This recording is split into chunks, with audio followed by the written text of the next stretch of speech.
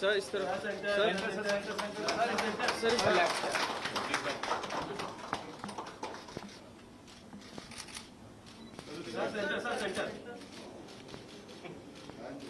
सौ दिन के सरकार के कार्यक्रम के तहत सभी जो है मंत्रालय के अधिकारी हैं और वो आज जानकारी भी मुझे देंगे।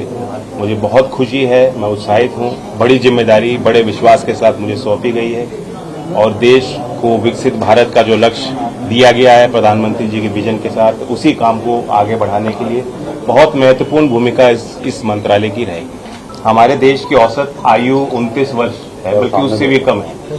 तो 29 वर्ष के भारत के सपनों की, उनकी आकांक्षाओं को पूरा करने के लिए ये माध्यम है और इसलिए प्रधानमंत्री जी का ड्रीम प्रोजेक्ट इसे कहा जा सकता है। इसलिए बहुत मुझे खुशी है कि उनके साथ, उनके सानिध्य के साथ मिलकर काम मुझे करना है।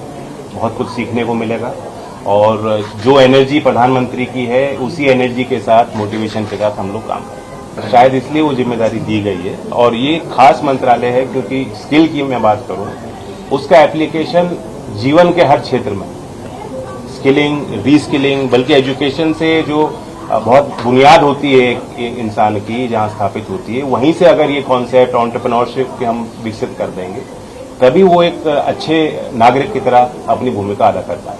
पहली बार नहीं है, एनडीए की सरकारें पहले भी बनी हैं, बहुत लंबा अनुभव है। प्रधानमंत्री जी राजनीति को अच्छी तरह समझते हैं, जमीन की बात समझते हैं और राजनीतिक गलियारों में क्या चर्चाएं होती हैं उसको भी समझते हैं। देश के हर वर्ग को साथ ले जाने की शक्ति उनके अंदर है, सामर्थ्य है और इसलिए अलायंस पार्टनर्स की विशेष भूमिका उन्होंने बनाई है।